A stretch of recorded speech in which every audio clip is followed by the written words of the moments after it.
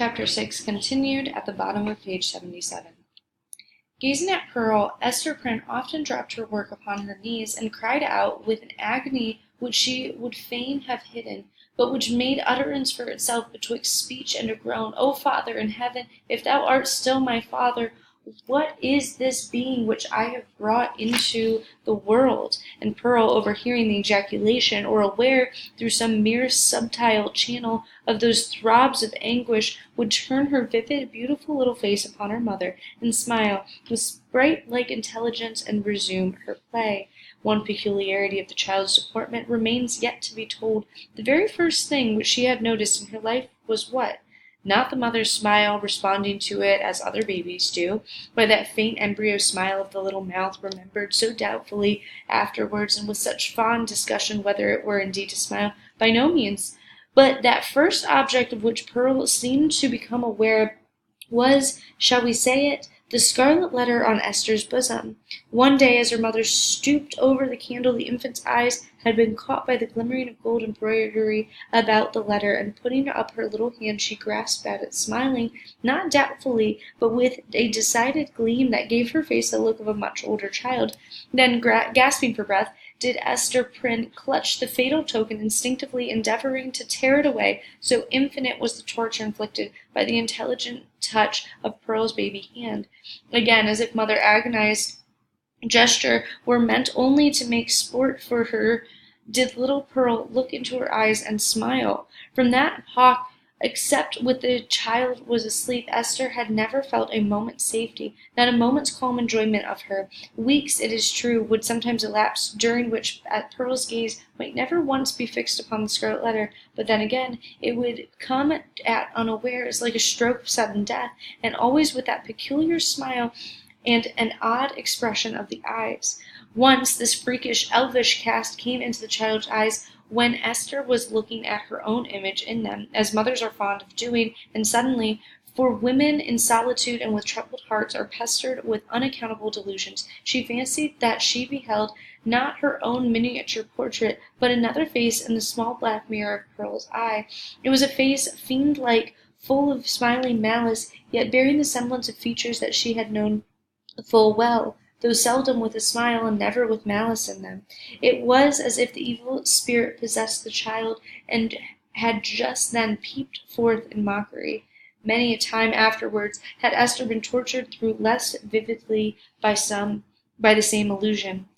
In the afternoon of a certain summer's day, after Pearl grew big enough to run about, she amused herself with gathering handfuls of wild flowers and flinging them, one by one, at her mother's bosom, dancing up and down like a little elf whenever she hit the scarlet letter.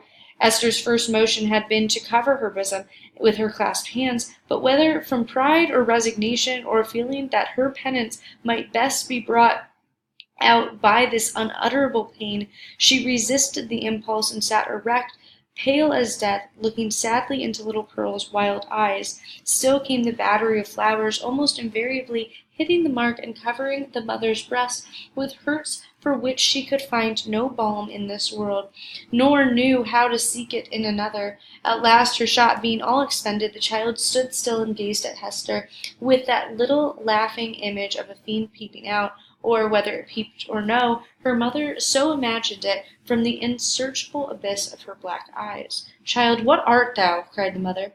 "Oh, I'm your little Pearl," answered the child. But while she said it, Pearl laughed and began to dance up and down with a humorsome gesticulation of a little imp, whose next freak might be to fly up the chimney. "Art thou my child in very truth?" asked Esther. Nor did she put the question altogether idly, but for the moment with a portion of genuine earnestness, for such was Pearl's wonderful intelligence that her mother half doubted whether she were not acquainted with the secret spell of her existence, and might not now reveal herself. "Yes, I'm little Pearl," repeated the child, continuing her antics. "Thou art not my child, thou art no Pearl of mine," said the mother half playfully, for it was often the case with sportive impulse came over her in the midst of her deepest suffering.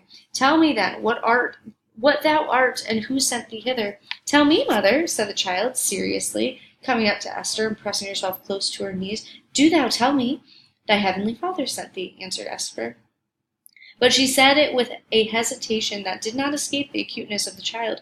Whether moved only by her ordinary freakishness or because an evil spirit prompted her, she put up her small forefinger and touched the scarlet letter.